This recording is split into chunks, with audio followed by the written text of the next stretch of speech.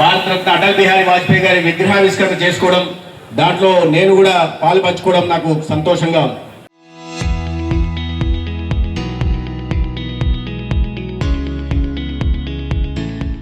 మనం ఏదైనా దూరపు కొండలు నునుపు అంటుంటారు, దూరం నుంచి చూస్తే బాగా నున్నగా కనిపిస్తుంటాయి, దగ్గర పోయినప్పుడే దాంట్లో చెట్లు, పుట్టలు, గుంతలు, లోయలు, కొన్ని చోట్ల అయితే గొడ్డళ్ళు, కత్తులు, కటార్లు, గుండెపోట్లు, గొడ్డల పోట్లు కూడా కనిపిస్తుంటాయి, దగ్గరికి పోతే కనిపిస్తాయి. కానీ అటల్ బిహారీ వాజ్పేయి గారు 1957 నుంచి 2009 దాకా 52 సంవత్సరాల పాటు పార్లమెంటు సభ్యులుగా ఉన్నా ఒక్కటంటే ఒక్క అవినీతి మచ్చ లేకుండా 3 సంవత్సరాలు కేంద్ర మంత్రిగా 3 సార్లు ప్రధానమంత్రిగా ఉన్నప్పటికీ కూడా ఒక్కటంటే ఒక్క అవినీతి మచ్చ లేకుండా ఒక నిష్కలంకమైన వ్యక్తిత్వానికి ఆయన మారుపేరుగా నిలిచారు. అనేక రకాల చాలా విషయాలు చెప్పారు, సమయాభావం. వాజ్పేయి గారి గురించి చెప్పాలంటే కనెక్టివిటీ రెవల్యూషన్కి ఆయన దారి తీశారు. అది రూరల్ రోడ్ కనెక్టివిటీ, హైవేల కనెక్టివిటీ, పోర్ట్ల connectivity, air connectivity, telephone connectivity. ఎందుకంటే ఆ రోజుల్లో ఎక్కడ కూడా గ్రామాలకు రహదారి ఉండేది కాదు. ఆనాడు గ్రామీణ సడక్ యోజన, ప్రధానమంత్రి గ్రామీణ సడక్ యోజన తీసుకొచ్చి అనేక గ్రామాలకి వాళ్ళ రహదారి సౌకర్యం కల్పిస్తే ఇప్పటికీ నరేంద్ర మోడీ గారి నాయకత్వంలో 8 లక్షల కిలోమీటర్ల ప్రధానమంత్రి గ్రామ సడక్ యోజన ద్వారా రహదారుల నిర్మాణం జరిగింది. గ్రామీణ ప్రాంతాల్లో ఉపాధి కల్పించాలనే ఉద్దేశంతో గ్రామీణ స్వరోజ్గార్ పథకం తీసుకొచ్చి పనికి ఆహార పథకం కింద పథకాన్ని చేపడితే అది ఇవాళ ఎన్ఆర్జీజేస్ కింద, ఇవాళ వీబీజీ రామ్చంద్ కింద వచ్చి సగటున ప్రతి సంవత్సరం 1,25,000 కోట్లు గ్రామీణ ప్రాంతాల్లో ఉపాధి కోసం కానీ లేదా సంపద సృష్టి కోసం కానీ ఖర్చు పెట్టడం జరుగుతుంది. సౌకర్యం కూడా కలిగే, ఇది ఉపాధితో పాటు రహదారి సౌకర్యం కలిగింది. హైవేల గురించి మనం తెలిసి వాళ్ళ రోడ్ల గురించి ప్రధానంగా ప్రస్తావించారు, బీటెక్ రవి గారు కూడా ప్రస్తావించారు. కేవలం 5,000 కిలోమీటర్ నాడు 4 రోడ్ల హైవేల నిర్మాణమే దేశంలో ఎక్కడా లేకపోతే మొట్టమొదటిసారిగా హైవేల నిర్మాణం చేపట్టింది అటల్ బిహారీ వాజ్పేయి గారు. ఆ మౌలిక సదుపాయాల కారణంగానే ఇవాళ దేశంలో సంపద సృష్టి జరిగిందంటే దానికి కూడా అటల్ బిహారీ వాజ్పేయి గారి కారణమైన విషయాన్ని 5,000 కిలోమీటర్లు అటల్ బిహారీ వాజ్పేయి గారు నిర్మిస్తే ఇవాళ నరేంద్ర మోడీ గారు దాన్ని 65,000 కిలోమీటర్ల హైవేల నిర్మాణం జరిగింది. 55,000 కిలోమీటర్ల హైవేల నిర్మాణం జరుగుతుంది. గ్రీన్ ఫీల్డ్ హైవేల దగ్గర నుంచి, ఎక్స్ప్రెస్ హైవేల దగ్గర నుంచి, ఎలివేటెడ్ హైవేల దగ్గర నుంచి కూడా నిర్మాణం జరుగుతుంది. అదేవిధంగా రైల్వే స్టేషన్ల అధిక ఆధునీకరణ కూడా ప్రయత్నం. ఆనాడు వ్యవసాయాన్ని మరింత సస్యశ్యామలంగా చేయడం కోసం మన ప్రాంతాలను సస్యశ్యామలం చేయవలసిన నదుల అనుసంధానికి కూడా శ్రీకారం చుట్టింది. అనేక రకాలైన కార్యక్రమాలని వాజ్పేయి గారు తీసుకొస్తే దాని వల్ల నరేంద్ర మోడీ గారు ముందుకు తీసుకెళ్లి ఒక సమూలమైన మార్పును తీసుకొచ్చే ప్రయత్నం చేస్తున్నారు.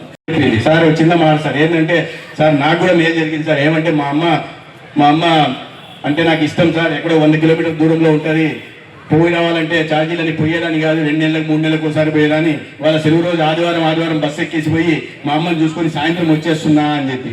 మా సుష్మా అయితే అత్తగారిని చూడడానికి ఎప్పుడన్నా పోయేది, ఇప్పుడు అప్పుడప్పుడు పోయేస్తుంది. అంటే మా విజయలక్ష్మికి అయితే ఆడపడుచుతోనో లేదా తోడుకోడలతో గొడవపడాలంటే గతంలో ఫోన్ తీసుకోవడం, గొడవపడ్డం, ఆడపడికి ఫోన్ చేసి గొడవపడ్డం, తోడుకోడలు ఫోన్ చేసి గొడవపడ్డం. ఇప్పుడు ఆ పరిస్థితిలో పులివెందుల్లో ఆడపడిచి మీద కోపం వచ్చిందంటే బస్సు ఎక్కి కడపోయి ఆడపడితో గొడవపడి మళ్ళీ మధ్యాహ్నం పొద్దుడు రూపాయి తోడుకోడలతో గొడవపడి సాయంత్రానికి పులివెందులు వస్తుంది.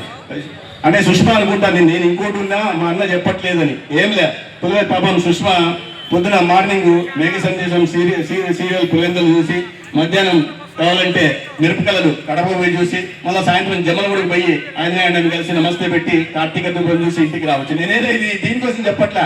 ఇవాళ అన్ని రకాలుగా కూడా సమాజంలోని అన్ని వర్గాలను ఆదుకునే విధంగా అభివృద్ధి కార్యక్రమాలను, సంక్షేమ కార్యక్రమాలను తీసుకురావడమే కాకుండా మహిళలకి కుటుంబంలో ఒక కుటుంబాన్ని నిర్మించే శక్తి మహిళకు ఉంది. అటువంటి మహిళకి ఒక ఆర్థిక స్వాతంత్రం, ఆర్థిక సాధికారత ఇస్తే ఆనాడు వేసిన పునాదులు, ఆనాడు వాజ్పేయి గారు, చంద్రబాబు గారి నాయకత్వంలో ఆనాడు రాష్ట్రంలో అభివృద్ధి, ఎన్డీఏ ప్రభుత్వం అభివృద్ధి పరుగులు పెట్టింది. అనేక రకాల సంక్షేమ పథకాలు వచ్చాయి. గ్రామీణ ప్రాంతాల్లో సంపద సృష్టి జరిగింది. గ్రామీణ ప్రాంతాల ఆర్థిక పురిపుష్టికి పునాదులు వేయడం జరిగింది. ఇవాళ అదే మళ్ళీ ఎన్డీఏ ప్రభుత్వాన్ని కొనసాగిస్తూ ఇవాళ అభివృద్ధిని, సంక్షేమాన్ని సమాంతరంగా తీసుకెళ్తూ ఎక్కడో దివాలా తీసిన ఆర్థిక వ్యవస్థని నరేంద్ర మోడీ గారు వారసత్వంగా తీసుకుని దాన్ని సరిదిద్ది ఇవాళ అతిపెద్ద ఆర్థిక వ్యవస్థగా తీర్చిదిద్దితే 5 సంవత్సరాల విధ్వంసకర పాలన కారణంగా ఆంధ్రప్రదేశ్ కూడా దివాలా తీస్తే ఇవాళ రాష్ట్ర గౌరవ ముఖ్యమంత్రి చంద్రబాబు నాయుడు గారు, పవన్ కళ్యాణ్ గారు ఇవాళ దాన్ని మళ్ళీ సరిదిద్ది గాడిలో పెట్టే ప్రయత్నం చేస్తున్నారు. అభివృద్ధి సంక్షేమం సమాంతరంగా పోతున్నాయి. అనేక అభివృద్ధి కార్యక్రమాలు ఉత్తరాంధ్ర నుంచి మన రాయలసీమ ప్రాంతాల దాకా అనేక రకాలైన అభివృద్ధి కార్యక్రమాలు జరుగుతున్నాయి. నరేంద్ర మోడీ రాష్ట్రానికి 3 సార్లు వస్తే ఒకసారికి 2,10,000 కోట్లతో పెట్టుబడులతో అనేక ప్రాజెక్టులకు శ్రీకారం. అమరావతి ప్రాంతానికి వస్తే 56,000 కోట్లతో అభివృద్ధి పథకాలకు శ్రీకారం.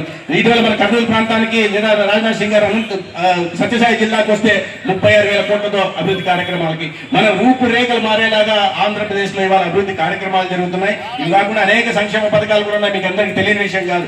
ఇవాళ ఇచ్చిన ప్రతి మాటను నిలబెట్టుకుంటూ కొంతమంది మాట్లాడుతుంటారు, ఈ ఊరికి రావడం లేదు కానీ ఎక్కడో ప్యాలెస్ లో ఉంటూ అప్పుడప్పుడు తాడేపల్లికి వచ్చి ఏదో మాట్లాడిపోవడం జరుగుతుంటాయి. ఏది చేయట్లా, సూపర్ 6 ఏం జరగట్లా, ఏమయ్యా ఒక్కసారి ఈ సమాధి ఇక్కడ ఉన్న వాళ్ళకి చెప్పండి, నెలకు పెన్షన్లు వస్తున్నాయా? అలా చెప్పిన విధంగా పెన్షన్లు వస్తున్నాయా లేదా? మహిళలకి దీపం పథకం కింద ఉచిత సిలిండర్ వస్తుందా లేదా? చదువుకుంటున్న పిల్లలకి తల్లికి వందనం వస్తుందా లేదా? రైతుకు పెట్టుబడి సాయం కింద కేంద్ర ప్రభుత్వ సహకారంతో కలిపి అన్నదాత సుఖీభావం వస్తుందా లేదా? అన్నీ వస్తున్నాయి కానీ కనిపించట్లే. ఇవన్నీ కాకుండా ఇంకోటి కూడా వచ్చింది. చాలా మంది సోదరి మనులు చూశాను, వెళ్ళిపోయింది. ఇంకో కొత్త పథకం వల్ల ఆరోగ్య శాఖ మంత్రిగా నాకు కూడా లాభం జరిగింది. ఏంటి లాభం అంటే, ఒక ఆసుపత్రికి వెళ్ళాను. నేను ఆసుపత్రికి వెళ్ళి అక్కడ అడిగా, ఏంటమ్మా ఓపీ సర్వీసులు ఎంతైనా అని చెప్పింది నర్సు. ఏనమ్మా ఇంత ఎక్కువ ఉన్నాయి, 6 నెలల క్రితం వచ్చినప్పుడు తక్కువ. నేను వచ్చి మంత్రి అయినా ఒక 7-8 నెలలకు వెళ్ళాను ఈ పథకం ప్రవేశపెట్టిన తర్వాత, శ్రీశక్తి పథకం. వెళ్తే సార్ లేదు సార్, నిజంగా పెరిగాయి సార్, మేము అన్ని ఆన్లైన్లో పెడతాం కదా సార్, చేయడానికి లేదు సార్. నిజంగా సార్ అని ఆన్లైన్లో కాబట్టి ఎందుకు పెరిగాయి అన్న. ఏం లేదు సార్, చంద్రబాబు నాయుడు గారి, పవన్ కళ్యాణ్ గారి ప్రభుత్వం శ్రీశక్తి పథకాన్ని తీసుకొచ్చింది కదా, దాంట్లో ఎవరైనా చిన్న ఆసుపత్రులు రాస్తే పెద్ద ఆసుపత్రికి ముందు 100 రూపాయలు 50 రూపాయలు ఖర్చు చేయడానికి పోయేవాళ్ళు గారు. ఇప్పుడు ఉచితంగా బస్సు ఉంది కాబట్టి బస్సు ఎక్కి ఆసుపత్రికి పోతున్నారు, చూపించుకుంటున్నారు, ఆరోగ్యాన్ని బాగా చేసుకుంటున్నారు సార్ అన్న. రేపు రాబోయే రోజుల్లో ఇప్పుడే రాష్ట్రం పరిగెత్తుంది. రాబోయే స్థానిక ఎన్నికల్లో మీరందరూ ఈ పులివెందుల్లో చెక్కు పెట్టాల్సిన అవసరం ఉందే లేదా? ఇక్కడ స్థానిక నాయకులు అప్పుడే ఇంకా ఊరికి మనం వచ్చిపోవడం కాదు, చూపాల సత్తా. రేపు స్థానిక ఎన్నికల్లో కానీ రేపు రాబోయే ఎలక్షన్లో కానీ రవిని పరిగెత్తించే అవసరం ఉందే లేదా మీరు చెప్పాలి. మేము ఊరికే విగ్రహం పెట్టిపోయి భారత మాతాకి చేయి, వాజ్పేయికి చేయి, మీకు చేయి, మీరు మాకు చేయి అంటే ఏమొస్తుంది? చేయలేదు అంతా ఎలక్షన్ల రూపంలో జరగాలి. అప్పుడే కదా పరిష్కారం. చేయాల్సిన అవసరం ఉందే లేదా? చేస్తారా లేదా? ఎందుకు? ఇక్కడ దుశ్చర్య ఎంతో జరిగింది, దురాక్రమణ జరిగింది. మొన్న మీరు జెడ్పీటీసీ ఎలక్షన్లో రవి భార్యను లతమ్మను మీరు గెలిపించిన సందర్భం 10 నెలల కిందట ఒకసారి గుర్తు చేసుకోండి.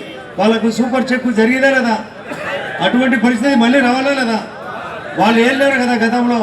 నేను కూడా వాళ్ళతో పాటు చాలా రోజులు ప్రయాణం చేసిన. మా మీద దొంగ కేసులు పెట్టారు. ఇది సబబేనా? ఇప్పుడు వాళ్ళే దానికి సంబంధమైన విషయం మీకు తెలిసింటే, ఈ యొక్క వివేకానంద రెడ్డి యొక్క విషయం తెలిసింటే మీరు ఒకసారి వాళ్లకు బుద్ధి చెప్పాల్సిన అవసరం ఉందనే విషయం గట్టిగా సపోర్ట్ కొట్టి చెప్పాలి. చాలా చాలా స్లోగా కొడతారు. వాజ్పేయి గారు ఇప్పుడే చాలా మంది వక్తలు చెప్పినారు, ఆయన చేసిన పట్టి ఒక పుస్తకం నిండా రాయొచ్చు. ఆ రోజు రోడ్లు కానీ, ఆ రోజు పార్లమెంట్లో మాట్లాడినప్పుడు, పార్టీలో పోయి మాట్లాడినప్పుడు కానీ ఆయన బ్రహ్మాండమైన వ్యక్తి, ఆయన భారతరత్న, ఆయనకు జేజేలు పలకాల్సిన అవసరం ఉందే లేదా? వాజ్పేయి గారికి గట్టిగా పలకాల జోహార్ అని. వాజ్పేయి గారికి భారత్ మాతాకి. ఈయన్ని దృష్టిలో పెట్టుకొని ఇక్కడ మేమందరం వచ్చినాం. మిమ్మల్ని అందరినీ కలిసేదానికి కారణం శశిభూషణ్ రెడ్డి. మామూలుగా అయితే జిల్లాకు ఒకటే. శశిభూషణ్ రెడ్డి చెప్పినాడు మాకు కూడా మరొక అవకాశం అని.